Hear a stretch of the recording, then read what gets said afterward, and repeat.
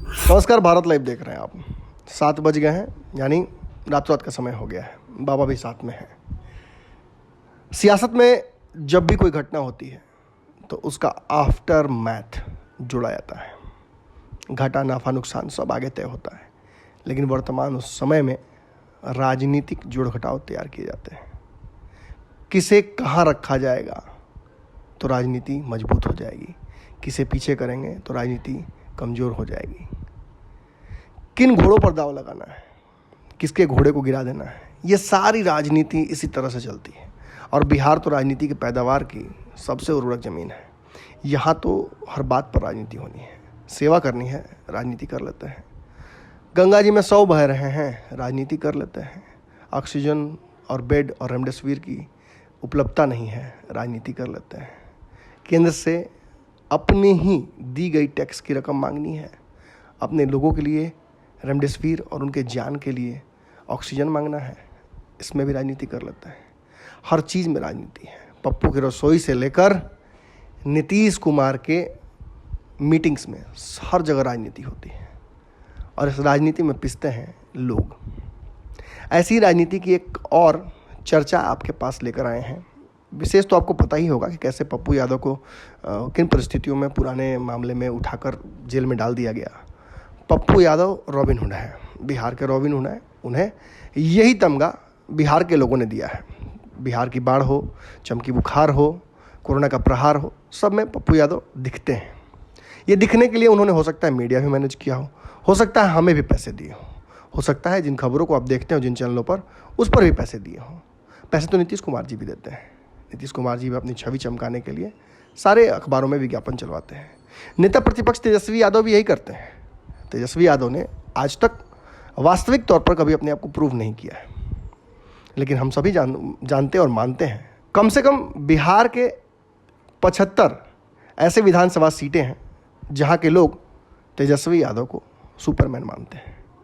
ये सब जानते हुए कि तेजस्वी यादव ने लालू यादव की तरह अपनी क्षमता का कभी परिचय नहीं किया है। अगर इसे आप प्रचार का रिजल्ट नहीं मानिएगा तो क्या मानिएगा। कोई आता है, कहता है बिहार बदल दूंगा पुष्पम प्रिया की तरह, और हम उसे माथे पर बिठाकर घूमने लगते हैं। चुनाव में जो रिजल्ट्स आते हैं वो तो हमने देखा ही है। लेकिन कहीं ना कहीं ये सवाल खड़े कर जाते हैं ये सारी घटनाएं कि क्या लोगों को प्रभावित कर पाना इतना आसान है? क्या मीडिया को खरीद पाना इतना आसान है? ऐसी ऐसी चर्चाएं होती हैं जिनमें शुरुआत राजनीति से होती है और अंत जातिवाद के जहर तक पहुंचती है। पप्पू यादव को जहां मीडिया का एक बड़ा घराना बिहार का दोस्त बनाने में, बिहार का मसीहा बनाने में लगा हुआ है, वहीं एक बड़ा घराना है जो ये साबित करने में लगा हुआ है कि पप्पू यादव भाजपा के एजेंट है। वहीं एक तीसरा घराना भी उत्पन्न हो गया है जो ये कहता है कि भाजपा और नीतीश कुमार सब सही हैं, पप्पू यादव जो कर रहे हैं वो गलत है। इन चर्चाओं से अलग हटते हैं, आज के मुद्दे पर आते हैं। बहुत ज़्यादा ज्ञान देने पर कहा जाता है कि कलयुग में उठाकर जेल में भी डाल दिया जाता है। तो मुद्दे पर बहुत तेज़ी से आता हूँ। आज के चर्चा का जो विषय है आपने देख लिया है फेसबुक पर सब कुछ। चर्चा की शुरुआत करते हैं इस बात से कि उपेंद्र कुशवाहा को जिस तरीके से नीतीश कुमार ने कायदे से कागज पर खाता बही के साथ घर वापसी कराई, नीतीश और कुशवाहा एक हो सकते थे, चुनाव के वक्त भी हो सकते थे। जब डैमेज हो गए दोनों, तब एक होने का मकसद क्या है? अब आप ये मत कहिएगा कि 2025 के चुनाव की तैयारी के लिए नीतीश कुमार और उपेंद्र कुशवाहा एक साथ आए। नीतीश किसी चुनाव की तैयारी कर रहे हैं, बार बार कह रहा हूँ, और ये लव कुश हो या जो भी समीकरण साधने की वो कोशिश कर रहे हैं, वो सब कुछ उसी चुनाव की तैयारी को लेकर है। आते आते बिहार की राजनीति में पैर रखने से पहले ही लालू यादव भी लैंडिंग से पहले ही दौड़ रहे हैं, चुनाव की तैयारी में लगे हुए हैं। ये सब कुछ समीकरण चुनाव के लिए किया जा रहा है। और जब लव कुश जोड़ेंगे नीतीश कुमार, तो लालू यादव भी तो पुरानी कड़ियों को जोड़ेंगे। आज ये आसानी से कहा जा सकता है कि नीतीश कुमार की राजनीति को ध्वस्त करने के लिए, उनके समीकरणों को कमजोर करने के लिए भाजपा और लालू यादव दोनों अपने अपने समीकरण गढ़ रहे हैं, और उन समीकरणों का हिस्सा जहां यादवों को आगे करके भाजपा निभा रही है, वहीं पप्पू यादव की घर वापसी की जो कहानी लिखी जा रही है वो भी इसी कड़ी का हिस्सा हो सकती है। हालांकि हम ये नहीं कह रहे हैं कि पप्पू यादव की घर वापसी होगी, लेकिन श्याम रजक तो कह रहे हैं, राजद का एक बड़ा हिस्सा कह रहा है। हालांकि प्रेस कॉन्फ्रेंस करके राजद ने पप्पू यादव की बढ़ती लोकप्रियता को धूमिल भी कर दिया, और कहीं ना कहीं ये आरोप भी लगा दिया फिर से कि वो भाजपा के एजेंट हैं। हो भी सकते हैं। बाबा बैठे हुए हमारे साथ, चर्चा को आगे बढ़ाते हैं। बहुत ज़्यादा समय ले लिया आपका मैंने। बाबा, उपेंद्र कुशवाहा की घर वापसी तो आसान थी, वहाँ गोतिया वाली बात थी, कोई भी एक आदमी बैठ के गांव का मीडिएट कर सकता है गोतिया की लड़ाई को। पप्पू यादव की घर वापसी इतनी आसान नहीं है। बात यहाँ ईगो की है। तेजस्वी यादव को लगता है कि उन्हें पप्पू यादव चैलेंज करता है, चैलेंज करते भी हैं पप्पू यादव, और पप्पू यादव को लगता है कि तेजस्वी यादव जब तक वहाँ पर है तब तक उन्होंने वो स्थान घेर रखा है जहाँ कभी वो बैठना चाहते थे या बैठते थे। भारत लाइव के दर्शकों को सबसे पहले तो बहुत बहुत प्रणाम। आप लोगों ने बहुत अच्छा हमारा साथ दिया है, और चाहे हमारी बीमारी हो, चाहे जिस जगह पर भी हो, आप हमेशा हमारा साथ देते रहे हैं, और इसके लिए हम बहुत आभारी भी आपके हैं, धन्यवाद देते हैं। बिहार की चर्चा हो रही है, और बिहार में एक ऐसी चर्चा हो रही है जिस चर्चा को बहुत पहले लालू प्रसाद ने शुरू किया था, लेकिन बंद हो गई थी। इस कड़ी में एक और कड़ी हम जोड़ना चाहेंगे। नमन जी, आपको भी याद होगा, आपने एक खबर चलाई थी चुनाव के दौरान कि आखिर कन्हैया कुमार कहाँ हैं। वो कन्हैया कुमार जिसे कभी लालू यादव ने अपने गोद में बैठाया था और कहा था कि ये भविष्य है। इसी तरह से कभी गोद में उन्होंने बैठाया था पप्पू यादव को भी। तब तेजस्वी यादव जवान नहीं थे, चुनाव लड़ने के लायक नहीं थे, और तब पप्पू यादव की ज़रूरत लालू प्रसाद को थी, क्योंकि बार बार शरद यादव भारी पड़ रहे थे लालू यादव पर, क्योंकि शरद यादव को यादव ही, केवल पप्पू यादव ही क्यों, सुभाष यादव, साधु यादव, बिल्कुल सुजभान, बहुत सारे लोग थे, बिल्कुल शहाबुद्दीन थे, बिल्कुल ये सारे लोग तब जरूरत थे लालू प्रसाद के। और ये बातें कहीं ना कहीं नीतीश कुमार ने साबित कर दिया है। नीतीश कुमार जैसे नेता, हम नीतीश कुमार जैसे नेता इसलिए कह रहे हैं कि नीतीश कुमार को एक वाइट कॉलर नेता कहा जाता है। हाँ, आप कह सकते हैं कि था, मैं वहीं आ भी रहा था कि नीतीश कुमार को एक वाइट कॉलर नेता कहा जाता था। अब कहा जाता है नहीं, कहा जाता था। अब नीतीश कुमार उस वाइट कॉलर नेता से अपनी छवि बदल चुके हैं। जो व्यक्ति सदन में ये कहता हो कि जीते जी मिट्टी में मिल जाएंगे, भाजपा के साथ नहीं जाएंगे, जिसने नीतीश कुमार के डीएनए पर सवाल खड़े किए थे। रंगरेज ने कोई ऐसा रंग ही नहीं बनाया जिस रंग को नीतीश कुमार ने धारण नहीं किया। आप बिल्कुल सही कह रहे हैं, और इसीलिए राजनीति के उस उदाहरण को पूरी छूट मिल जाती है फलने फूलने की, जिसमें कहा जाता है कि राजनीति में सब कुछ संभव है, कुछ भी असंभव नहीं है। अगर कुछ भी असंभव नहीं है तो इसका सबसे बड़ा उदाहरण अगर देखा जाए तो दो लोग हैं।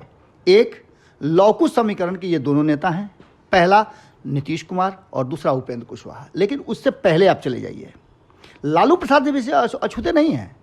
वही लालू प्रसाद है ना जो 2013 में बिना मांगे समर्थन दिए थे नीतीश कुमार को जी, जब वो भारतीय जनता पार्टी को छोड़ करके आए थे। जी।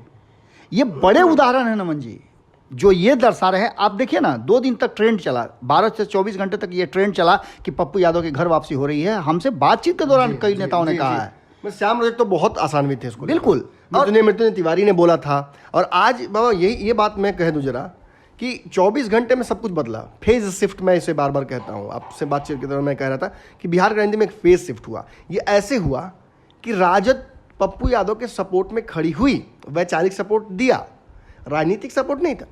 घर वापसी का एक रास्ता बना। उस बात को कहीं ना कहीं पप्पू यादव भी समझे, और जाते जाते अंतिम बात जो उन्होंने कही कि लालू यादव, तेजस्वी यादव को मैं सपोर्ट करने के लिए तैयार हूं, बिहार के लोगों को खाना खिला दीजिए, जो भी ये शर्तें उन्होंने रखी। और उन्होंने नाम लिया श्याम रजक का। जो खबर आपने सबसे पहले बाबा चलाई थी, आपने श्याम रजक की वो बात की, और वो 2 लाख व्यू 1 घंटे में उठाया था। आपने ही आग लगाई कहीं ना कहीं ये।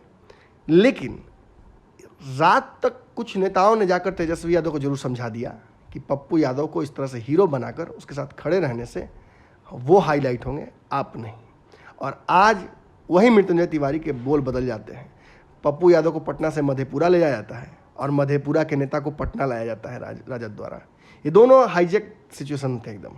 और आकर मधेपुरा के वो नेताजी जो खुद कभी गिरफ्तार हो गए थे, वो पप्पू यादव को की पुरानी बातों को खंगाल कर कहते हैं कि ये सब कुछ सियासी ड्रामा किया जा रहा है ताकि मुख्य मुद्दों से बिहार के जनता का ध्यान भटकाया जा सके। लाइव क्राइम पेट्रोल तो होता नहीं है बाबा कि इस तरह से पप्पू यादव को उठा कर ले जाएगी पुलिस, सब कुछ करेगी। यहाँ इस तरह की बातें करना कुछ हल्की राजनीति भी है, लेकिन एक बात तो स्पष्ट है, यहाँ यादवों को साधा गया। वो यादव जो कहीं ना कहीं पप्पू यादव के साथ खड़े हो गए थे, भावनात्मक लगाओ और बस विचार के चलते मानवीय आधार पर, लेकिन मानवीय आधार पर विचार के साथ जुड़ने के बाद कब राजनीतिक आधार पर भी लोग जुड़ जाए ये पता नहीं चलता है। शुरुआत ऐसे ही होती है और ये बात शायद राजद समझ गई और राजद ने वक्त रहते फ्लड गेट्स खोल दिए।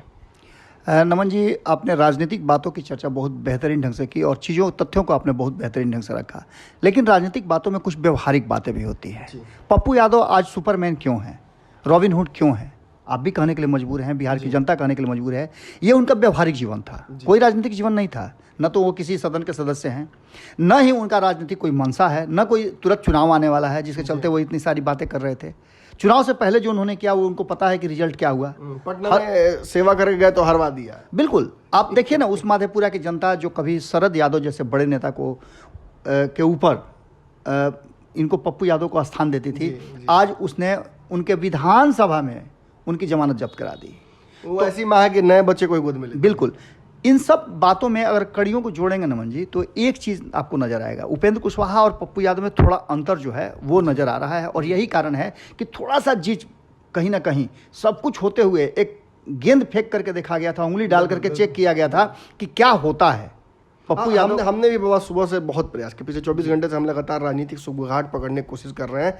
पप्पू भी तैयार हैं, राजी भी हैं, काजी भी हैं, सब हैं, प्रयोजन भी है, बढ़िया दस्तूर भी चल रहा है, लेकिन फिर भी ये विवाह नहीं होगा, ये घर वापसी नहीं होगी। और ये चर्चा हम भले ही कर रहे हैं, लेकिन कोई ऑफिशियल कंफर्मेशन हमारे पास नहीं है बाबा। है ऐसा है नमन जी कि इस पूरे मामले में जहाँ डर है वो डर आपको बताना जरूरी है और बिहार के लोगों को भी बताना जरूरी है। कन्हैया से डर था क्योंकि कन्हैया सड़क के लोग हैं, संघर्ष करने वाले हैं, और तेजस्वी यादव संघर्ष करने वाले नहीं है। याद कीजिए आप वो दिन जब शिवानंद तिवारी ने ओपन मंच पे कहा था कि ये सड़क पर उतरेंगे, लाठी खाएंगे, जेल जाएंगे, तब ये नेता बनेंगे। पप्पू यादव लाठी भी खाए, जेल भी गए, सड़क पे भी रहे, कोरोना काल में जिस तरह से उन्होंने किया। ये चीज़ें डरा रही है कहीं ना कहीं लालू प्रसाद को, और तेजस्वी यादव को भी डराएगी, क्योंकि उन्हें जो कुछ भी मिला है वो गिफ्ट में मिला है। आपने देखा कि लालू प्रसाद का चेहरा हटाते ही वो सत्ता से दूर हो गए। 2020 के चुनाव में क्या कुछ हुआ, 2015 में बैसाखी लेकर के आए थे। आज साधु यादव हों, सुभाष यादव हों, उनके मामा जो पहले हुआ करते थे, उन लोगों को बदनाम किसने कराया? यहाँ के माहौल ने कराया। आज भले ही उनके नाम पर भी ठप्पा लगा हुआ हो कि इन्होंने ज्यादतियाँ की, काहे नहीं ज्यादती कर रहे हैं? आज भी तो जाति, अगर उनका स्वभाव था जाति करना तो आज भी स्वभाव में से जाति करते, वो छूटता थोड़ी है। लेकिन आपको बता दें कि पप्पू यादव हर तरह से तैयार हैं। पप्पू यादव चाह रहे हैं कि उनको भी एक घर मिले इस उम्र में, राजनीति के इस पड़ाव पर, जहां वो आराम से रह सकें और उनका लाभ अन्य लोगों को भी मिले, बिहार की जनता को भी मिले। उन्हें अवसर नहीं मिल रहा है। ये तो बाबा आसानी से कहा जा सकता है, बहुत सेफली भी कहा जा सकता है कि बिहार दिल्ली नहीं है और यहाँ केजरीवाल नहीं हो सकता है कोई। यहाँ जातिगत आंकड़ों को साधे बिना कोई नेता नहीं बन सकता है, और नेता बन भी गए तो आप कभी सदन तक नहीं पहुँच सकते हैं। और ये बात लालू यादव ने हर बार साबित की है। जो नेता उनके आसपास, चाहे जो भी हो, जो रॉबिन हुड बनना चाहा और वो उनसे अलग हुआ है और उस जातिगत आंकड़े से अलग हुआ है, उसका राजनीति हाशिए पर चला गया है। पप्पू यादव भी इसके ही विक्टिम है। और आज अगर पप्पू यादव को इस बात का एहसास होता है कि वो केजरीवाल नहीं बन सकते हैं, वो खुद कहते हैं कि साउथ के किसी अगर जगह पर मैं नेता होता तो मुझे मेरी तस्वीरें लगा रहे होते लोग मंदिरों में, लेकिन ये बदकिस्मती है कि मैं बिहार से हूँ और बिहार की राजनीति ऐसी ही है। उदाहरण कहीं दूर नहीं है नमन जी। लालू प्रसाद ने अपने बड़े बेटा को क्यों नहीं प्रभार दिया, छोटे बेटे को क्यों दिया? जी, निश्चित रूप से बड़े बेटे से छोटे बेटे में उनके ज़्यादा कैलिबर नजर आया होगा।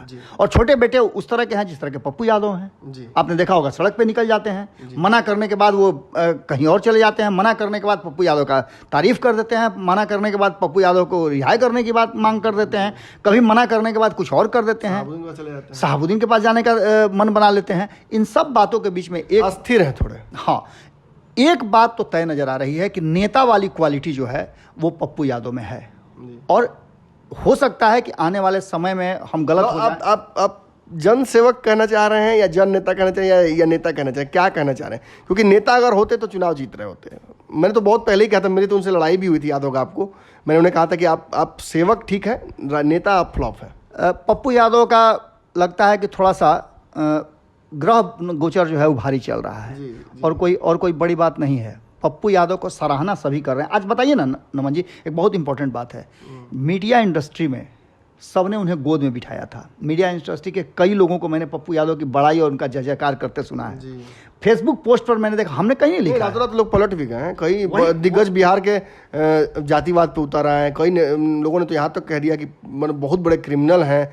कहाँ का नैरेटिव था बाबा, इस समझ में आ रहा था हमको। मुझे तो इस बात का एक अपने आप में फक्र होता है नमन जी कि ब्राह्मण होते हुए मैं जब चर्चा करता हूं तो मुझे लालूवादी कहा जाता है। जी जी जी। तो ये किस तरह की पत्रकारिता है? जी। हम भी तो पत्रकार हैं, हमने भी तो अपना जीवन खपाया है। एक लंबे समय से हम तब से पत्रकारिता कर रहे हैं जब लालू प्रसाद ने राबड़ी देवी को हाथ में सत्ता हस्तांतरित किया था, और तब भी स्क्रिप्ट हम लिखा करते थे। मुझे याद है पूरी बातें, कैसे राबड़ी देवी का इंटरव्यू हुआ था, ये मुझे सारी बातें याद है। मेरे पर भी आरोप लगते हैं कि मैं शहाबुद्दीन का बहुत पक्ष लेता हूं, ये जानते हुए कि वो क्रिमिनल थे। तो जानते तो लालू यादव भी थे कि शहाबुद्दीन क्रिमिनल है। जिस समय वो अपने खुखार क्रिमिनल फेज में थे तथा कथित, उस वक्त ही तो वो राजद में थे खड़े, लालू यादव के बगल में खड़े रहते थे। और पप्पू यादव क्या थे? पप्पू यादव क्या थे जब उन्हें लेकर के आए थे? आज आप पप्पू यादव को क्रिमिनल कह दीजिए, आप शहाबुद्दीन को क्रिमिनल कह दीजिए, ये कहकर आप अपनी ही बेइज्जती करा रहे हैं। आप क्या हैं जी। आपने सत्ता क्यों गंवाया? जी। आप पर भी आरोप केस थे। जी जी। लालू यादव जेल में क्यों हैं? जमानत पर क्यों हैं? नीतीश कुमार ने क्यों सरकार गिराई थी? नीतीश कुमार ने सरकार क्यों गिराई थी? ये सारी बातें हैं। लेकिन अपने पुत्र मोह में कहीं ना कहीं बिहार और बिहार के लोगों का अहित अगर किया जा रहा हो तो किसी भी राजनीतिक दल के लिए ये गलत है। जी। नीतीश कुमार के पास तो एक ऑप्शन है कि उनके पुत्र राजनीति में नहीं है, लेकिन लालू प्रसाद के पास एक अवसर था, एक अवसर है, और आने वाले समय में अवसर मिलेगा उन्हें। ये बाबा, ये भी हम लोग ऐसे कैसे कह सकते हैं? लालू यादव बहुत दिमाग लगाते हैं इन सब चीज़ों में, और वो जानते हैं कि मौजूदा स्थिति में भाजपा को रोकना बहुत जरूरी है, और उसके लिए उन्होंने राष्ट्रीय स्तर पर घेरना शुरू कर दिया है भाजपा को। उनकी वापसी ही काफ़ी है। और अब जब श्याम रजक सॉफ्ट होते हैं, ऐसा तो है नहीं कि श्याम रजक अपनी मर्जी से सॉफ्ट हो रहे होंगे। श्याम रजक का सॉफ्ट होना, राजद का, देखिए देना है, एक रास्ता देना है पप्पू यादव को, लेकिन हीरो भी नहीं बनाना है। अंतिम में नमन जी एक बात कहते हुए अपनी बात को आज रातों रात यहीं समाप्त किया जा सकता है कि पप्पू यादव उस बैतरनी में, जिस बैतरनी को भाजपा की बैतरनी कहा जाता है, और इसका संज्ञा आज प्रेस कॉन्फ्रेंस करके कहीं ना कहीं आरजेडी ने ही दिया है कि पप्पू यादव बी टीम बन करके भारतीय जनता पार्टी, यानी कि बैतरनी में वो चले गए हैं, और वहाँ बैतरनी में जो जाता है पाक साफ हो जाता है। कहीं ऐसा ना हो कि पप्पू यादव पाक साफ हो जाएं तो एम समीकरण तो जा ही रहा है हाथ से, कहीं वाई समीकरण पर भारी न पड़ जाए, ये भी एक बड़ा कारण है। और एक अवसर है तेजस्वी यादव के पास कि पप्पू यादव को दोनों हाथों से लपक करके बड़ा भाई बना लें और उनके मार्गदर्शन में आगे चलें, तो हो सकता है मुख्यमंत्री कुर्सी तक। आपका इशारा मैं समझ गया। तेज प्रताप जी को बड़ा भाई बनाने के बाद तो एक सीएम का कुर्सी खाली हो ही गया। पप्पू यादव को भी बना देंगे तो आजीवन कभी कोई कंपटीशन ही नहीं रहेगा। तो चलिए, मुझे उम्मीद है कि तमाम सियासतदानों के अलावा हमारे दर्शकों को भी खबर अच्छी लगी होगी। खबर अच्छी नहीं लगी होगी तो नंबर तो स्क्रॉल कर ही रहा है, फ़ोन करके बात कर सकते हैं, आपको कोई दिक्कत नहीं है। सभी की राय रखी जाती है। भारत लाइव ऐसा चैनल है जहां जिस तरीके से बाबा ने हमें सिखाया है पत्रकारिता, हम वैसे ही करते हैं, दिल से। बहुत ज़्यादा दिमाग लगाने की आवश्यकता नहीं पड़ती है। और एक बात कहना चाहूँगा अंततः ख़त्म करने से पहले, एक प्रेस विज्ञप्ति जारी हो कर दी गई है केंद्र सरकार के द्वारा। मैं देखा कि डॉक्टर हर्षवर्धन कह रहे हैं चॉकलेट खाने से कोरोना नहीं होता है। तो मैं आग्रह करूंगा बिहार के सभी पत्रकारों को कि चॉकलेट थोड़ा खाया कीजिए, कोशिश कीजिए कि चॉकलेट मिल जाए। धन्यवाद। अगर ये वीडियो पसंद आई और वह बिहार के राजनीति और बिहारियत से सरोकार रखेनी तो सब्सक्राइब बटन दबा के चैनल के सब्सक्राइब कर ली। ओजे एगो घंटी बा, ओकरा बटन दबा देला से कुल सटीक और मारक खबर रुआ मुफ्त में मिल जाई। अगर रुआ पत्रकारिता के हमनी के नया प्रयोग में सहयोग कर चाहतानी तो ज्वाइन बटन दबा दी। पेटीएम नंबर नोट कर ली 9386816700। धन्यवाद।